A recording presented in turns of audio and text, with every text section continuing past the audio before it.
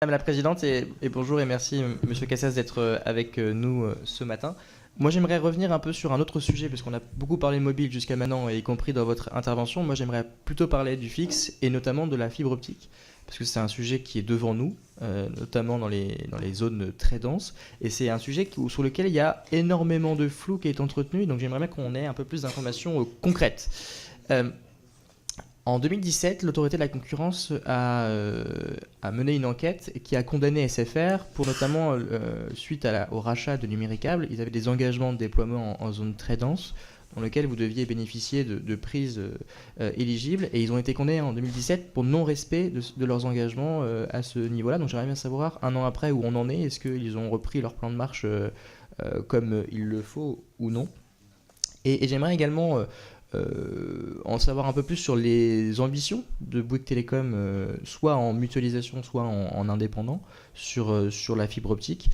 D'autant plus que je crois que les deux opérateurs qui sont censés couvrir les zones très denses, que ce soit Orange, qui est à 80%, et SFR doit couvrir les 20% restants, ont donné des engagements un peu plus clairs au mois d'avril dernier auprès de l'ARCEP, mais les choses sont encore un peu floues et ça manque un peu de transparence. Donc je pense que si jamais les opérateurs français ne sont pas plus transparents vis-à-vis du développement de la fibre optique sur notre territoire, il faudra que nous les obligions à avoir plus de transparence. Donc merci de répondre à ces éléments. Je vous remercie.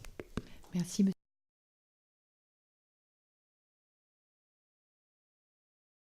Déploiement de la fibre jusqu'à l'abonné en zone très dense, engagement de Numéricable au moment du rachat de SFR.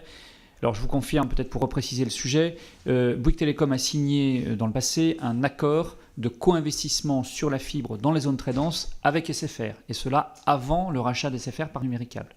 Lorsque ce rachat a eu lieu, vous vous souvenez des circonstances, l'autorité de la concurrence a exigé d'SFR que cet accord de co-investissement soit poursuivi dans de bonnes conditions et que tout cela se fasse naturellement sans rupture de charge et sans discontinuité. J'observe comme vous que l'autorité de la concurrence a, il y a effectivement un peu plus d'un an maintenant, sanctionné assez lourdement SFR pour manquement, en tout cas pour ce qui a été estimé comme un manquement à cette obligation. Quelle est la situation depuis? Écoutez, pas caractériser les faits trop précisément ici, mais parce que d'abord je ne les ai pas vraiment en tête dans les dernières semaines, mais ce que je peux vous dire simplement, c'est que nous restons évidemment extrêmement attentifs à la façon dont ce contrat se déroule, pour une raison très simple, c'est que nous avons de fortes ambitions sur la fibre.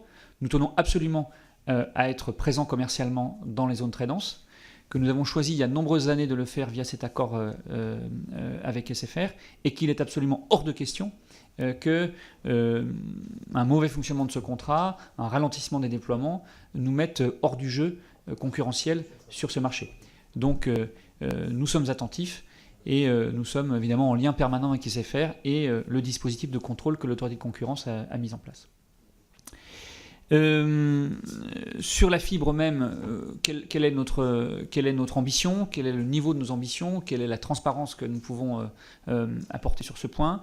Nous avons l'objectif d'avoir 12 millions de prises dans le commerce, si j'ose dire, fin 2019, c'est-à-dire proposées à la commercialisation fin 2019, et 20 millions de prises dans le commerce en 2022.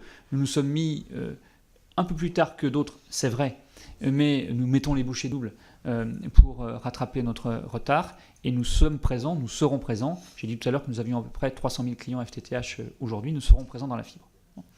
Sur la question de la transparence d'SFR et d'Orange concernant leur déploiement dans la zone dite AMI,